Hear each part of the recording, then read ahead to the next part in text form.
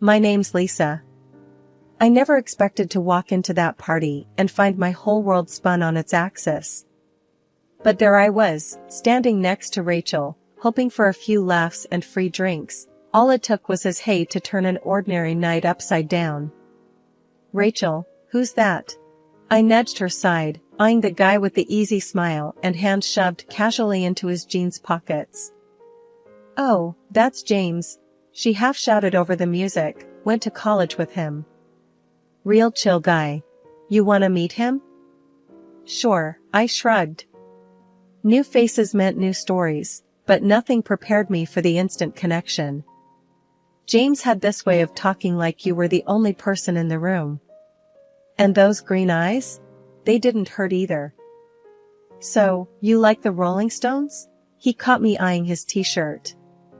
Vintage band tees were everywhere, but I actually meant it when I said, only someone who really digs good music would wear Mick Jagger on their chest. He laughed. Are you calling me out or complimenting me? Guess you'll never know, I teased back. We were inseparable by the end of the night. We spoke about everything, from our love for old school rock to the names we'd pick for our future pets. He got my number and didn't wait the so-called appropriate 3 days to call. He rang me up the next morning. It wasn't long before we were deep in the what ifs of tomorrow, and it didn't sound crazy to be picking out rings and talking about forever. But forever comes with its own baggage, like it or not. Meeting the parents was on the horizon, I knew that. But nothing prepared me for the icy reception at the dinner table. Margaret, James's mom, was the first to break the so-called ice. So, Lisa, you work at the hospital, right? It wasn't the warmth of polite interest that coded her question, but something harder, like I was being appraised. Yeah, the county hospital, up north, I said as confidently as I could. And how much do they pay you for that? Her eyes were sharp, her tone sharper. I paused, James shot me a look, but I decided to be upfront. Enough to get by. My answer was clipped, I hated talking finances. Well, James does more than get by, she said. I glanced at James, who was calm and silent. I felt my face heat up. So, about this marriage, she continued as if my income was just a segue. A prenup is sensible, don't you think? It was like a punch to the gut. But I said, listen, I don't care about money. But whatever happens, the bit I send to Granny B each month, it's non-negotiable. Fair enough, his dad finally chimed in, that seems reasonable. The tone for this commitment was set, tough, not all sunshine and romance, but it was real. And real was something I could work with. Our wedding could have fit in a matchbox, no fanfare, just him, me, and a couple of signatures that sealed the deal. In the beginning, we were a team, tackling life from our small joint command center, his old house he'd owned for years. We had set up a system, half on everything. When I think about that time, it seemed straightforward. We wrote up a budget, penciled in time for chores, and even cooking was something we did together. There was comfort in the routine, in knowing what to expect when we both got home. He used to count minutes until I got home. We'd link up in the kitchen, not just for the food, but for those moments, you know. It wasn't just about filling our plates, it was about sharing the day, stirring and tasting, and laughing over a shared bottle of wine. But reality is a tough customer. 4 months down the line, and the teamwork was taking hits. The excuses rolled in. At first, it was just a bad day here and there, a boss on his back or a project running him ragged. Babe, I'm beat, he'd say, dropping his bag by the door, not picking up the hints of garlic and basil in the air, the sound of something sizzling on the stove. Gonna crash for a bit. You mind finishing up? I didn't at first. Everyone's entitled to a bad day, right? But bad days started to string together like some lousy pearl necklace, each excuse shinier than the last. One night, I found him sprawled on the couch, his eyes glued to some game on the TV. The floor was a maze of his work stuff, and the sink was an overstuffed exhibition of dirty dishes. "Honey, the kitchen's blowing up," I said, trying to keep my voice level. "You were supposed to handle it tonight." He gave me this quick glance, one of those, just a sec looks before focusing back on the players running across the screen. Yeah, I'll get to it. Just let me watch this play," he muttered, not moving an inch. But the plays went on, one after the other, and the kitchen stayed a mess. The tension was simmering, ready to boil over. "Look, I don't need plays, I need a partner," I snapped, surprising myself a bit with the sharp edge in my voice. "Chill, alright? It's just dishes," he shot back, his attention still on the game. We clashed like this, more and more. Those simple knots we tied at the mayor's office started to feel like some complex puzzles, impossible to solve. He retreated into his shell, all but locking me out. The split down the middle started to shift, what was meant to be equal began to weigh heavy on my side. Chores piled up, just like his excuses. That shared life we were supposed to be building felt more like a solo gig. 2 weeks of slugging it out on my own and I finally snapped. I never was one to kick up a fuss, but who could live like this? I cornered James as he walked through the door, oblivious with his headphones on. "James," I blurted out, unable to hide the annoyance in my tone, "what happened to sharing the load?" He looked at me like I'd sprouted a second head, pulling off his headphones. "What are you on about, Lisa?" he asked, genuinely confused or a damn good actor. "I spent nearly an hour scraping your dried-up yogurt off the coffee table this morning. It's like living with a toddler." He just shrugged. That bloody shrug, like he didn't have a care in the world. "Chill out, will you?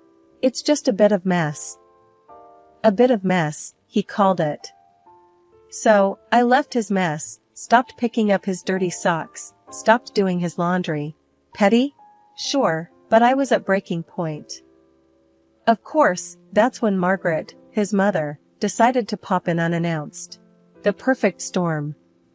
"Look at this place," she said, her nose crinkled as if she'd just found a rotten egg under her seat. I tried to keep cool, offered her a cup of tea, but she was on the warpath. "James, this is no way for a man to live," she said sternly, eyes fixed on me. "I didn't raise you to be living in a pigsty." I took a deep breath, trying to keep my voice steady. "Margaret, it's a two-person job, and I've been doing it solo. I'm not his maid." "You're his wife," she snapped back. "And a wife keeps a clean home." I felt my face flush with anger. "And what does a husband do, Margaret?" I snapped back. "He's the breadwinner," she hollered back, missing the irony that I too had a full-time job. Margaret threw her hands up in the air and turned to James. "You're soft on her," she declared, as if I wasn't there. My Harold would have never stood for this nonsense. I wanted to tell her where Harold could stick it, but I held back. No point in making things nastier. Margaret stormed out, slamming the door with such force the family photos rattled against the wall. Now it was just me and James, standing in the rubble of our domestic battlefield. So James got knocked down a notch at work. He came home that day, dumped his keys like they were made of lead. "They're cutting back," he said, the words hung heavy in the air. "I'm off the management track." Just like that, he decides he's not gonna help with the bills no more. Suddenly, it's all on me. I was smacking pots and pans like they owed me money. The noise must have finally got to him. "Why are you making such a racket?" he asked, picking at his beer label. "Because someone's gotta pay for those beers," I snapped. "And keep this place looking half decent." What came next was like a round in the ring.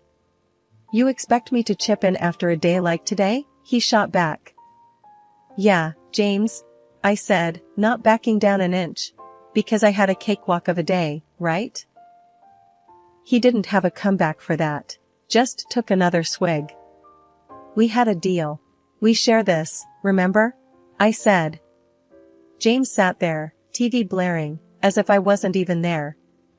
A deal doesn't hold when things go south, he said, not even looking at me. I stood in front of the screen. So, what? I'm supposed to just smile and nod and keep the house like some 1950s sitcom mom? He just glared at me then, no love there, only irritation. You wanted a partnership, here it is.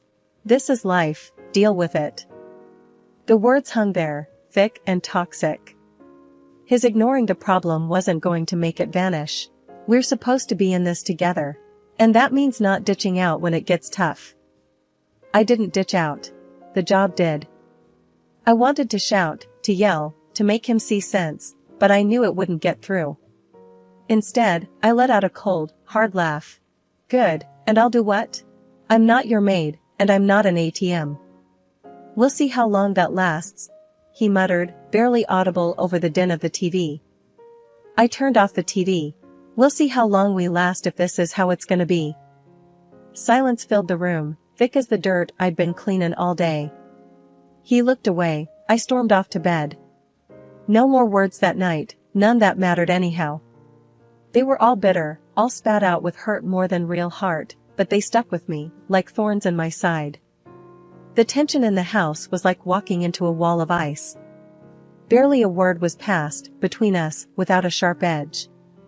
James had taken to eating his meals alone, meals that Margaret dropped off with a thud at our door. I could hear the plastic containers hitting the wood like the gavel of a judge passing sentence. So, what are we having tonight? I asked, poker-faced, as James marched past me, Margaret's cooking in hand. Does it matter? He barely glanced my way. It's not like you're eating. It was true. I didn't have the stomach for food, not for what was in those containers. It was more than lasagna or stew, it was a heavy dose of rejection, served up by Margaret, and it had seeped into every room of the house. Then Granny B called. Cheerful and active, I could almost smell her lavender perfume through the phone. A visit from Granny could turn a place upside down, and that's what I sorely needed. A gust of fresh air. I'm packing my bags, baby girl, she chuckled, but I heard the steel underneath. Oh well, that had gotten her through tougher times than this. I need to see your life. I broached the subject over dinner, a silent affair, with the clinking of cutlery replacing conversation. Granny B wants to visit, I said, dropping the bomb without preamble. James paused mid-chew, his eyes hardening. Here? Stay with us? I nodded, gripping my fork like a lifeline. He shook his head, speaking with his mouth full like he suddenly forgot manners existed. No chance. Margaret wouldn't like it. Since when do we schedule our life around your mother? The boldness of my words surprised even me. Margaret's voice sliced through from the doorway. Since it's our house, girl. You just live here. The unfairness of it choked me like a noose. Your son and I are supposed to be building a life together, Margaret. She snorted. A life? You call this a life? Look at you two. I bring him food because someone needs to take care of my boy. James stood up, his chair scraping back like a scream. And that's how it's gonna be. No visits. No changes. It's settled. I looked between them, the mother and son, and I felt it, the outsider tag slapping against my chest. It's settled, because you say so? What about what I want, what I need? You need to understand that things are the way they are, James shot back, red, flushing his cheeks. My house, my rules. The ache spread from my heart to my fingertips, but I squared my shoulders.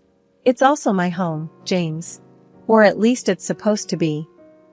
James had no answer, just the hard line of his jaw telling me the conversation was over. But nothing was settled. Granny B would come, somehow, I'd make sure of it. For the first time, I wanted the battleground. If they wouldn't budge, neither would I. There was fight in me yet, and the freeze in the house would need my fire to thaw it, whether they liked it or not. For the third month in a row, James did not contribute his share to our family budget. I was carrying everything, the house, the groceries, and even his damn beer. We had a fight. That fight had been the last straw. James and I stood, facing each other, our words sharp enough to slice through steel. The room felt smaller as the tension grew, air thick with resentments saved up from months of silent battles and unspoken words.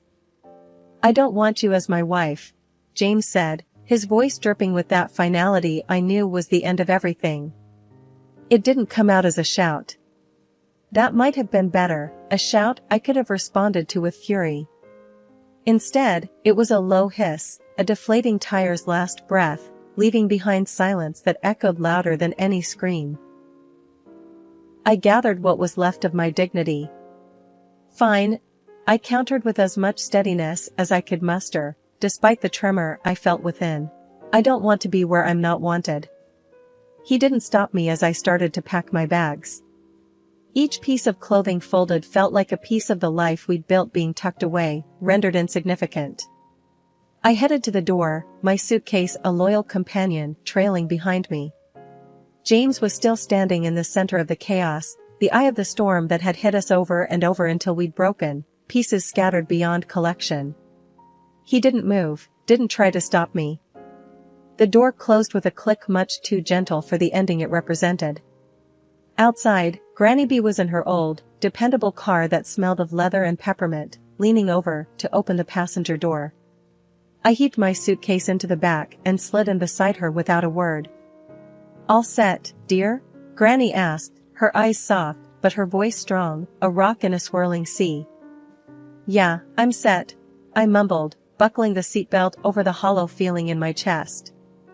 Granny B didn't start the car right away.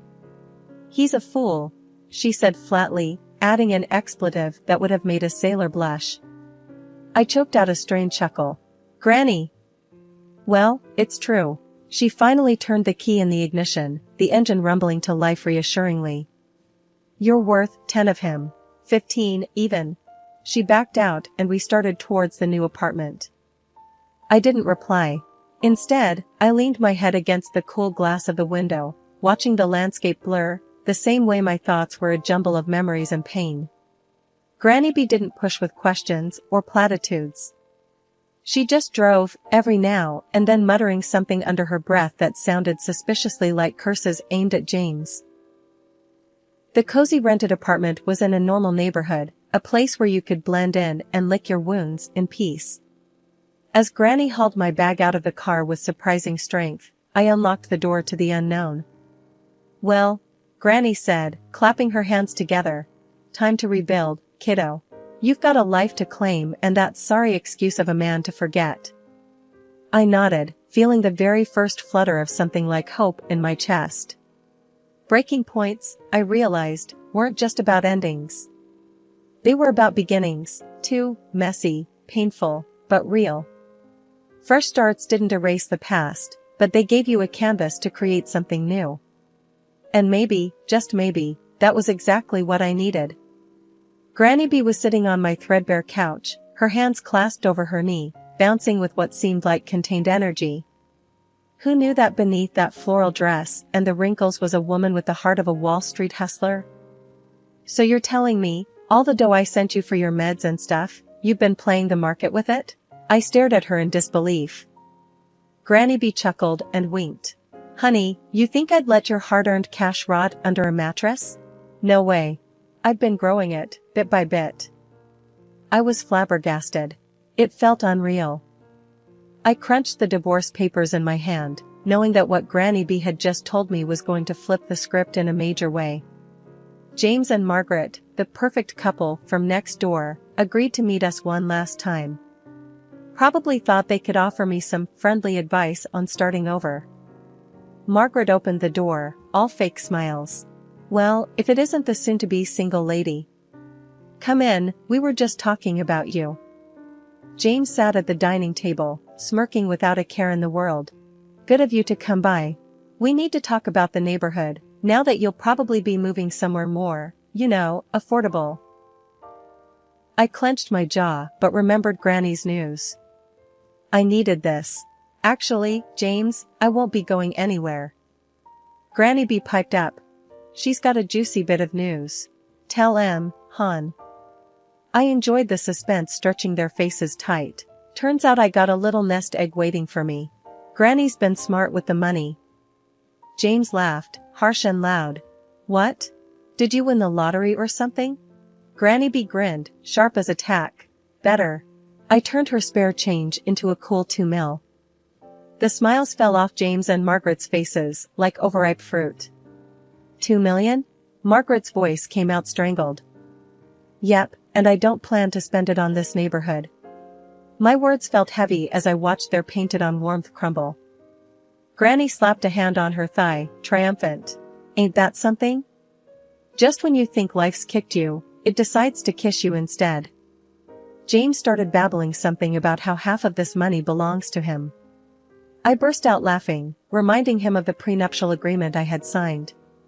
I swear, at this moment, his mother would like to go back 6 months to destroy this paper.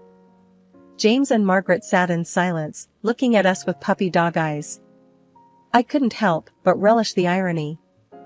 We didn't linger much longer, there was nothing left to say. As we walked out, Granny B draped an arm around my shoulders. So, what's first on the millionaire to-do list? She asked, squeezing me tight. First, I'm getting an ice cream. A big one. With all the fixings. I said, the future suddenly bright and wide open. Granny let out a hearty laugh, the sound mingling with the promise of an unseen fortune, now seen, and closer than ever. The phone rang again. I was pretty sure it was James trying his luck once more, but this time, it went straight to voicemail. I had stuff to sort out and no desire to entertain that mess. I heaved a sigh, looking around my cramped apartment cluttered with memories, too many of them pinned to James, and a shadow that loomed like a bad smell. Grandma, with her sharp eyes and a no-nonsense attitude, was right as rain. Why do you even keep that thing on? Grandma gestured at the phone with a scoff, busy shuffling through a pile of real estate listings. Shrugged, I tossed the phone on the couch. Guess I'm too soft. Squishy as overripe tomato, she snorted. We need to get movin'. I don't want James or his mama knockin' on our door, trying to weasel back into our lives when we've barely shucked 'em off. I know, Grams. Thanks. I flashed her a grateful look. So, where to? She slapped a listing onto the kitchen table. It was circled in bold. Here. 2 bedrooms, cleaner air, away from unwanted pests. I skimmed the details. Looks decent, Grams. Any pizza joints nearby? The next day dawned fresh. We were off, the apartment ad in hand and a skip in Grandma's step. The listing agent met us at the property, all smiles and slicked back hair, reeking of too much aftershave. Welcome, ladies. He extended his hand right at Grandma. She eyed it like it was a dead fish, but shook it all the same. Cut to the chase, hotshot. We're not here for pleasantries. I bit back a laugh as the agent's smile twitched. Of course, of course. He quickly unlocked the door. This way, please. The place was a gem compared to where we were. Good light, clean floors, and the air didn't hold any of James' cologne. Grandma haggled like she was born in a market stall. The price dropped. Terms changed. By the time we walked out, the agent looked 2 inches shorter. The move went smooth. Neighbors were quick to say hi, a couple of them inviting us over for beers and a barbecue. Asked about my story, but I kept it simple. I was done letting my past hitch a ride. The new place shaped up nice. I continued to work as a nurse. Grandma found her corner for knitting and gossiping with Mrs. Hem from next door, who had more sass packed in her tiny frame than anyone I'd ever met. One evening, I grabbed a pizza, from the new joint, of course, and headed home. As I flipped open the box, the steam carried that cheesy aroma up, and I couldn't help but smile. And so we settled in, me and Grandma, our little team. The taste of fresh starts and thick crust pizza in the air, laughter from the neighbor's yard spilling in through our open window, and a sense of peace finally making itself at home. James and his empty promises faded into the background noise, just like the buzz of the city we'd left behind. I was looking forward, and the view was pretty damn good,